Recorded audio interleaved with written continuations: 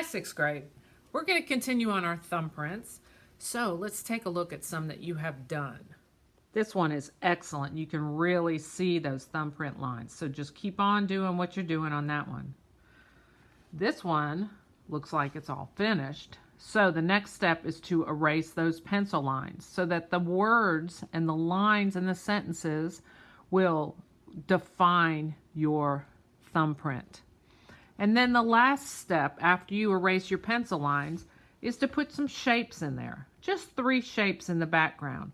And try to use some shapes that you're interested in. If you like football, you might want to use a football shape. Okay, you can see I've got a little paint palette in mine. You're going to draw it lightly with pencil first, and then use a colored pencil, not marker, colored pencil, just to shade in that shape so that it is darker on the edges and lighter in the center. Just so that you can still read the words on top, but the shape will show up behind. Think about your spacing too. You'd like for those shapes to kind of use the space within the thumbprint. Don't make 3 itty-bitty ones over in the corner. Really use up that space. All right? And that will finish these up. Okay, when you finish this up, your edges are nice and clean and crisp, and your shading is really smooth. Pencil lines are erased. You're all finished. So we have another little project for you to work on. And this is going to be from a new artist. And he uses patterns also, but not patterns with letters. Patterns with shapes and colors. So let's take a look at that. This is an artist named Romero Britto. He is from Brazil, but now lives in Miami. He works with lots of bright graphic colors and patterns. He comes from a big family who didn't have a lot of money, so he was poor at first and painted on newspaper and cardboard. Oftentimes he didn't have a brush, and he even used his fingers. Now he uses oils on canvas. His subject matter deals with hopes, dreams, and happiness, and he is dubbed the founder of the happy art movement. So we're going to do a little piece based on his work. You can hold your paper horizontally or vertically, however you would like to. And we're going to draw a simple shamrock. You notice his images are really simple. And we'll just start with a circle. And then we're going to add a heart on there. And we'll add another heart. And another heart. Mine's going to be a 4-leaf clover. Just because I need all the luck I can get, right? And maybe even a stem coming out somewhere. Now, in the true style of his work, he would break up this image into some different shapes. So you could draw a line through the background. You can add some curved lines. You can add some lines that go through the shamrock itself, or stop from one line to the other. So however you want to just break up that background or image into different shapes. All right? When you get what you're happy with, you don't need to erase anything. Everything looks terrific. Then we're going to go over it with a really nice thick marker. This marker is a little bit thicker than our usual Sharpie marker, but it's a permanent marker also. It's just made by Office Depot. See, it's Office Depot brand.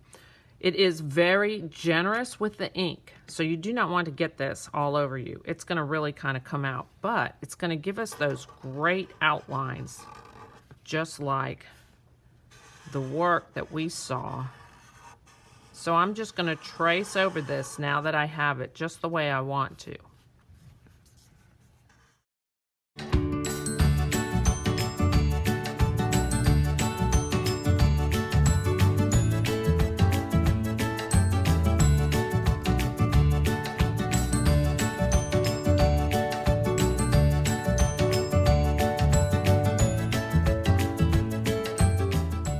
So now that I have it outlined and erased, we're ready for the color.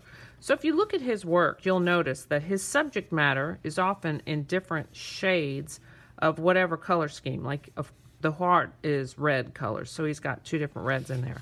The apple seems to be all in warm colors, oranges, yellows, and reds. And then he tends to put the background in the opposite, like some blues and greens back there. Notice the patterns in his designs. And there's a particular way that he does these patterns. For example, if we look at this pattern, very simple, but we have a tendency to put the orange circles in the space first and then fit the yellow all around it, which is a little bit more difficult. So what we're going to do is use the yellow in the whole entire space and then just add the orange circles on top. We can do that with a lighter color on the back and a darker color on top. And then of course these black details will be the very last thing that we add. So if we look at the shamrock, I'm going to have a tendency to use some different greens and maybe even yellow, because I know yellow and blue makes green. And I might use those for my shamrock subject matter. And I can color, let's see if I start with the yellow. Just color, remember you have that beveled marker, so use that edge on it. These are nice big spaces. And I'll color in a flat color there.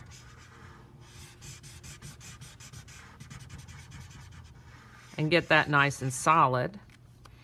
And then I can go back in with a darker color if I wanted to imitate his circles and get those nice circles. That way the dark color doesn't smear when you start adding the lighter color onto it. So I can fill that up. You can have them run off the shape. Remember, keep them nice and bold. Keep them simple. Then, when that watered marker is dry, I'm not going to do it right away.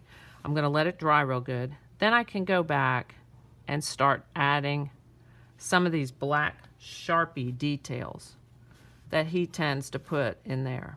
He had these little swirly swirls in there, but of course you can make up your own too.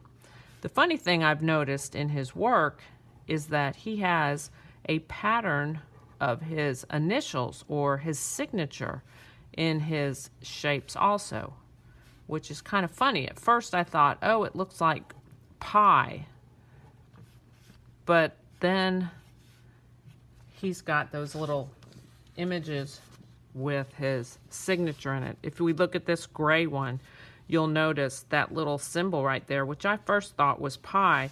But then when we go down here and look at his signature, it's really just the end of his signature. So that's kind of funny. He used that for a pattern too. He used stripes, he used these flowers, used stars with, look at this is just straight lines and circles for a pattern. Nice and simple, but so bright and vibrant, okay?